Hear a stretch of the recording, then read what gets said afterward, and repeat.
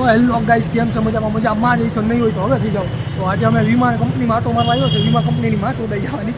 અને મારા ભેગો છે સાહિલ ભોસડી વાળો અને આ મારા ભેગા કોલેજો ગાંડી પોઈનો. મને એ દાત આવે છે કે આજે વીમા કંપનીમાં આવ્યા છે. આ વીમા કંપની આ બુંદિયાના માં ચોદી નાખવાની છે. વીમા કંપની લોસમાં જવાની છે. જો થર્ડ ફ્લોર આ પીકીને ઉત્સાહિત તો જો. તો હાલો જાય. આ બધાને લિફ્ટમાં બેહવું હતું. લિફ્ટમાં બેહવું હતું. મોટું જોયું તમારું લિફ્ટ જેવું છે વસડીનું લિફ્ટમાં બેહવું છે સર. ગાઈસ 3 માળ ચડીને ગાઈન ફાટી રહી છે. સાહિલની મારી નહીં, હું નથી થાકતો. હું તો દાતા ચડવા જાઉં છું એટલે મને કઈ વાંધો નથી.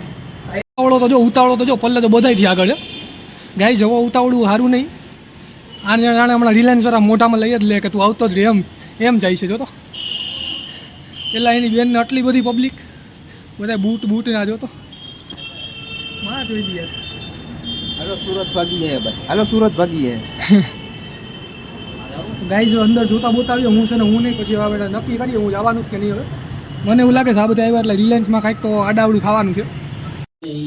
જોતો કેમ બેઠો ચાલુ જ છે બેઠો એ. જોતો સાઈ લઈ અહીંયા એટલે અહીંયા તો મૂકી દે પલ્લે અહીંયા તો મૂકી દે. રિલાયન્સ ઇન્ડસ્ટ્રીઝની આમ માં ઠોકી નાખશો તમે. તો ગાઈઝ હવે અમે 9 વાગ્યાના નીકળ્યા હતા. 10 વાગ્યાના નીકળ્યા હતા અને 1 વાગવા આવ્યો તો એમાં હજી ઇન્ટરવ્યૂ નથી લેવાનું. અને એક ભાઈને અમે પૂછ્યું તો ભાઈ એવું બધું ખબર કે ઇન્ટરવ્યૂ પહેલાં કહે છે 15,000 પગાર, પછી તમે પાસ થઈ જાઓ તો 8,000 કહે છે. એ તો સારું અમને ખબર પડી ગઈ. પહેલાં અમે 12 ઊભા છીએ એટલે હવે તો સાહિલ કે ભાગો એ કે આ જિંદગી એટલી હેરાન કરીશ ને આ જિંદગીમાં બદલો લેવાનો છે. આ જિંદગીથી જો આ વ્લોગમાં જ કહું છું. જો કોઈક એવો દિવસ આવશે ને કે આ બધો એટલો તડકો બળકો બધું નીકળશે, આટલો પશ્ચાતાપ બધો એક દિવસ એવો આવશે. જો વ્લોગમાં કહી દે સાહિલ એવો દિવસ આવશે ને, એવો દિવસ આવશે ને કે આ જો આમ જલફેદને હું સાચી વાત કહી માંગુ છું. ઓલા ભાઈ LIC વાળા વાત કરી અમે. ઓલા ભાઈ અમને શું કીધું ખબર કે પહેલાં કે ઇન્ટરવ્યૂ પહેલાં કે 15,000 એકને કીધું હતું, પછી સિલેક્ટ થઈ ગયું ને તો કે 8,000 દેવું. તો હવે તારું શું કહેવાનું છે? બોલો ભાઈ ઓલો LIC વાળો હમણાં ભાઈ નહોતો એ મને વાત કરી કે આવું થયું હતું. એ કે પહેલાં ઇન્ટરવ્યૂ પહેલાં કે 15,000નું કીધું. એ કે પાસ થઈ ગયું ને પછી કે અમે તમને 8,000 જ દેવું. બસ હવે હું ખબર મને ઓલા ભાઈએ કીધું ટાર્ગેટ નો પૂરો કરી કે 8,000. તો હવે તારે શું કરું છું? અમારું તો મન નથી થતું. એ સારું ને આપણે પહેલા જ ખબર પડી ગઈ. જાણી લે ને હા જાણી લે તો 5-6 વાગશે. 5-6 વાગશે કે 4-5 2 કલાક થઈ છે. 5-6 કલાક થાય ગાઈસ તો શું કરે? આ બોલ જાણી લે.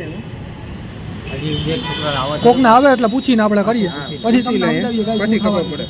આના જો માણસને નથી જોયું ગાઈસ. જુઓ તમે ખાલી હજી આટલી વાત કરી લીધી તો એ સમજતો જ નથી કોઈ વાતમાં. એને રહેવું જ છે, આને રહેવું છે. આને આ જો તો માવા ખાવાવાળા માણસ.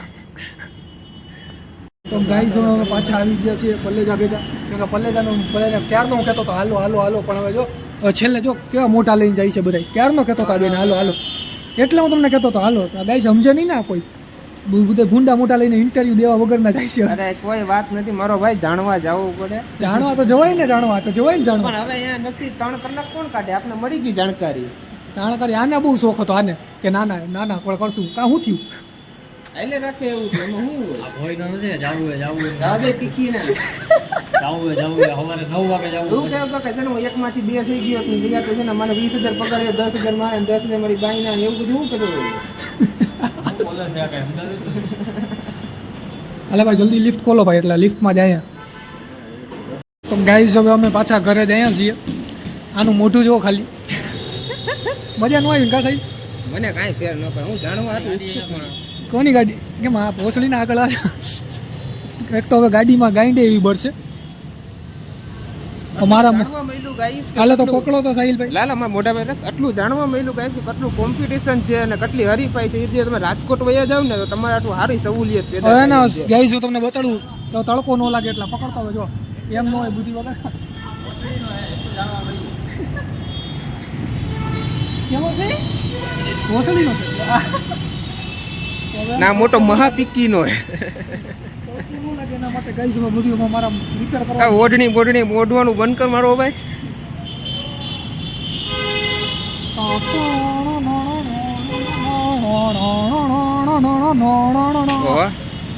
હવે હું નવો જાઉં છું ચોરી કરવા ગાઈશ અને હવે નવા વ્લોગમાં મળીશું ગાઈશ તમને.